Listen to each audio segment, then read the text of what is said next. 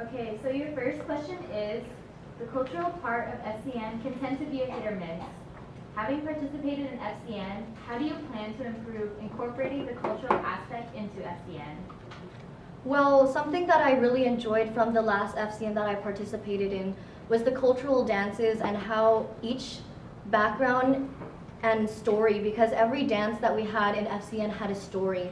And I love how the background of each dance related and helped the story move along. So I would like to keep those cultural dances in. I think for next year, if elected as one of your next CoCos, I would like to keep the culture as one of the main points of the story by steering the story more directed as that, because I feel like this year it was, although it did connect to everybody as a coming of age story, I think we needed to focus a little bit more on the cultural aspect by maybe incorporating more history into it, because as I said in my speech, without knowing where we came from, we're not going to know who we are and where we're going. For our next question, the 4 pillars of Samehada include community, academics, political, and social, all encompassed by culture. How do you plan to incorporate culture into the other pillars? I would like to incorporate culture into the other pillars, starting with community. With culture, I feel like it's very similar to a lot of other organizations, and by relating our culture to a lot of other organizations and other ethnic groups, I feel like it will, one, help create better relations with other minorities, thus creating a stronger connection with other people of color. So I can work with community, public relations, and I'm sorry, could you repeat the rest of the question? Sure. How do you plan to incorporate culture into the other pillars?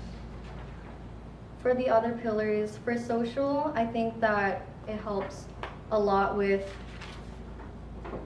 we could hold a lot more socials that surround the idea of culture.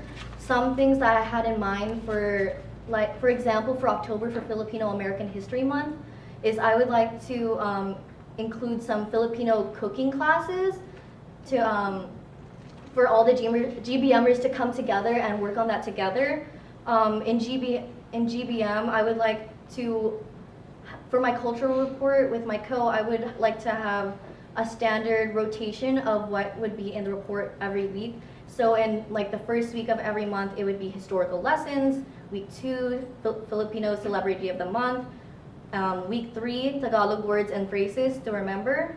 And week 4 would be personal stories about the culture, whether it be from our GBMers themselves, e-board, or family, or our GBMers families.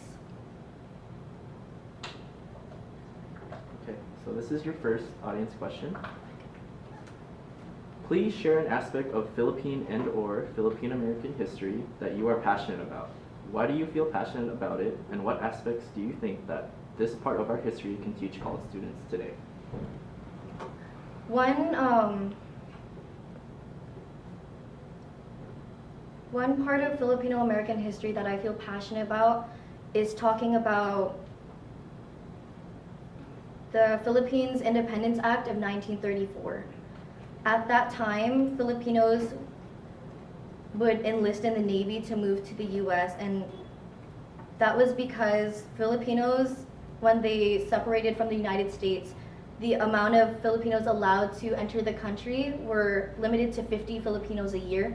And I think that's very important, because when people think like, oh yeah, we have a lot of military families in the Filipino culture, and I think it's important to know why and the struggle that they had to get from the Philippines to the United States in order to bring all of their children better opportunity. And it's very important to me because that's how both of my parents got to the United States, and I know that's how many of my friends got to the United States. And I think it's still relevant to the Filipino and Filipino American culture and society today. Okay, and this is your last audience question.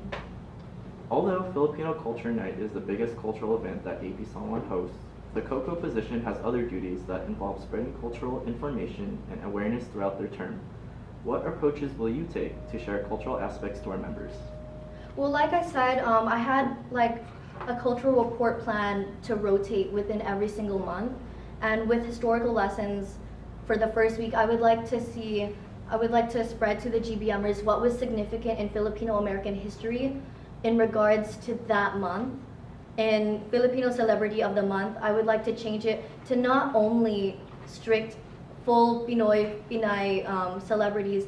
I would also like to share people who are maybe half or only a fourth or just part Filipino, because in our organization, not everybody is full Filipino. Some people are only half, some people are only a fourth. And I think that despite that, they can still identify as Filipino and we still accept everybody. In my third week, Tagalog words and phrases, again, related to the month, make it so the GBMers can actually use these phrases and they can actually learn. And in the fourth one, personal stories about the culture. I think with this, I can use this opportunity to allow the GBMers to feel a deeper connection with not only the culture, but each other. Because if someone relates a story about maybe their grandmother whose father was a prisoner of war, someone else might be able to feel that connection and form a new friendship.